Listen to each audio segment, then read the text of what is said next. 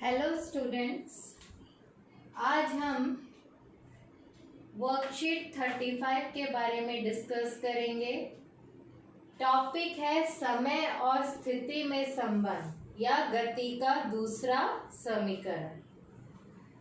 इससे पहले वाले वर्कशीट में हमने गति के 3 समीकरणों के बारे में, फॉर्मूलों के बारे में पढ़े थे, जिनका उपयोग करके हम अपने डेली लाइफ में अगर हमें कुछ राशियों के, भौतिक राशियों के बारे में पता है, प्रारंभिक वेग, अंतिम वेग, समय, त्वरण, तो हम उससे बाकी चीज़ों का पता लगा सकते हैं कि उस वस्तु ने कितनी दूरी तय की, या फिर त्वरण निकाल सकते हैं अगर हमें दूरी पता है।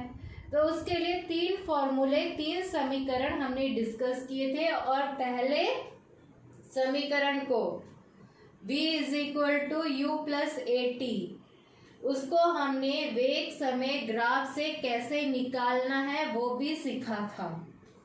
आज हम दूसरे समीकरण को वेग समय ग्राफ से निकालने सीखेंगे, और ये सबसे इजी है और एग्जाम में भी सबसे ज़्यादा इसी को ही पूछा जाता है। तो पहले आपका पहला प्रश्न जो है, गति का पहला और दूसरा समीकरण लिखिए। तो दूसरा समीकरण जो है वो है s = ut + ½ at², जिसमें s है वस्तु ने कितनी दूरी तय की है, u क्या है प्रारंभिक वेग, t क्या है समय, a क्या है त्वरण, t क्या है समय। तो ये जो है वस्तु के समय और स्थिति में संबंध को बताता है। ये जो सेकंड समीकरण है ये समय एवं स्थिति में संबंध को बताता है।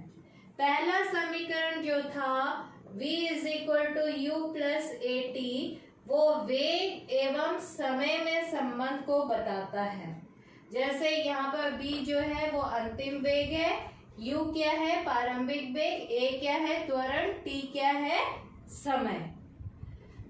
तो अगर कोई वस्तु एक समान त्वरण से सीधी रेखा में चल रही है और उसका वेग, प्रारंभिक वेग u से लेकर अंतिम वेग b तक बदल रहा है समय अंतराल t में, तो फिर हमने ये 3 समीकरण लिखे थे, जिसमें से आपको केवल पहला और दूसरा समीकरण पूछा गया है।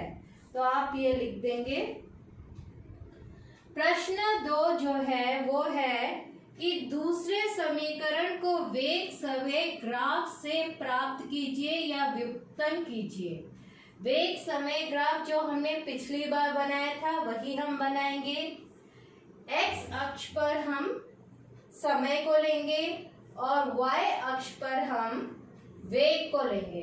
अब मान लीजिए एक वस्तु एक समान त्वरण से समय अंतराल t में a से उसका वेग बढ़ के b तक पहुंच रहा है, यानी कि प्रारंभिक वेग उसका a है और अंतिम वेग v है।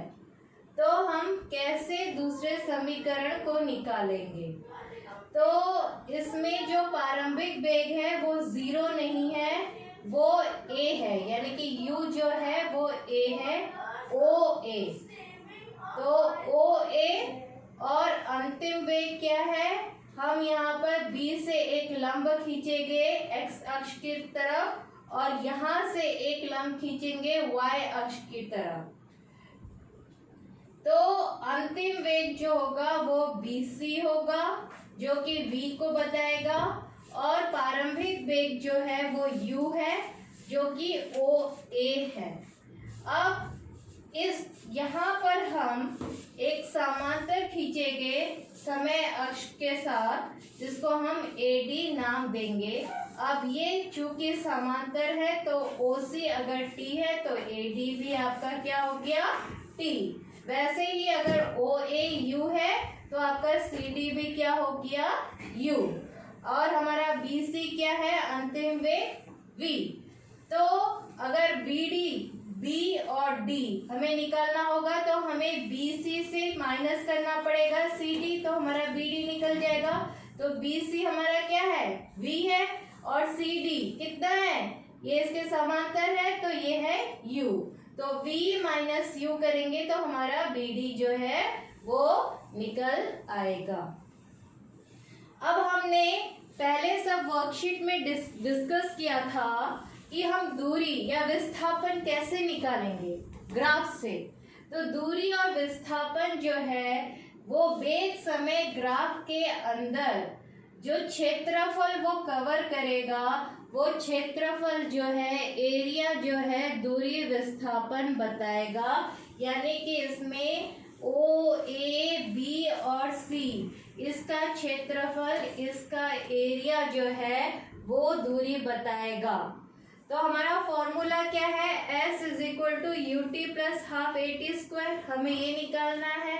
और यहाँ पर हमने मान लो दूरी जो है वो लिया S, और S क्या है, क्षेत्रफल है, इस पूरे एरिया का क्षेत्रफल, O, A, B और C का क्षेत्रफल।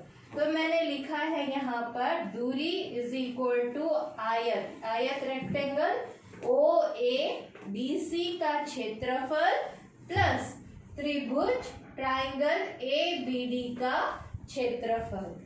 तो इसमें आयत OADC का क्षेत्रफल कितना होगा, हमें पता है रेक्टेंगल का क्षेत्रफल कितना होता है, एरिया लेंथ इंटू ब्रेड्थ होता है। तो OA इंटू OC प्लस, और त्रिभुज का क्षेत्रफल कितना होता है, ट्राइंगल का half into base into perpendicular, तो हाफ हमने लिया, उसके बाद इंटू किया AD और इंटू किया BD। तो फिर अब इसमें हमने ऑलरेडी सब लिखा हुआ है। O है हमारा कितना है U, OC कितना है हमारा T, तो AD कितना है यहाँ पर, इसके समांतर है, तो ये भी T हो गया। BD जैसे मैंने बताया था BC माइनस CD, तो यहाँ पर वैल्यू पुट कीजिए UT प्लस हाफ और T। अब BC कितना है, अंतिम में V है, और U क्या है, CD क्या है, U है। अब हमें पता है कि त्वरण A होता है B माइनस U, अंतिम वेग माइनस प्रारंभिक वेग बटे में समय। तो ये फॉर्मूला मैंने लिखा, तो AT हमारा कितना बराबर आ गया, B माइनस U के। तो B माइनस U के बदले में मैंने यहाँ पर AT लिख दिया, तो हमारा S फाइनली आ गया UT plus half AT square. इस तरह हमने दूसरे समीकरण को वेग समय ग्राफ से निकाल लिया, प्राप्त कर लिया। ये सबसे इजी ढंग है इस समीकरण को वेग समय ग्राफ से निकालने का। उसके बाद आपको एक प्रश्न पूछा गया है कि अगर कोई कार एक समान रूप से 1 मीटर पर सेकंड स्क्वायर से त्वरित होकर 5 सेकंड में 5 मीटर पर सेकंड से 10 मीटर पर सेकंड की चाल प्राप्त करती है, तो उतने समय में कार द्वारा तय की गई दूरी ज्ञात कीजिए। हमारे पास त्वरण दे रखा है। सबसे पहले न्यूमेरिकल करने का ढंग ही यह है कि आपको जो जो वैल्यूज दे रखी है वो लिख लीजिए।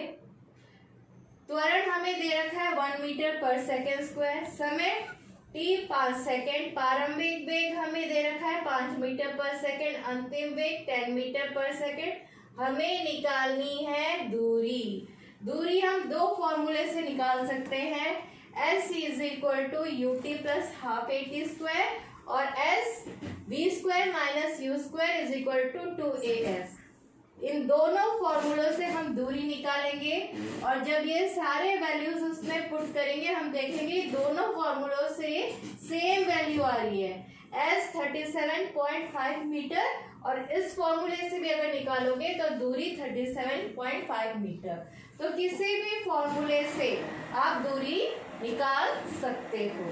ये बहुत सरल और आसान तरीका है, और बच्चे जो है फिजिक्स से डरते हैं, लेकिन फिजिक्स जो है सबसे इजी है।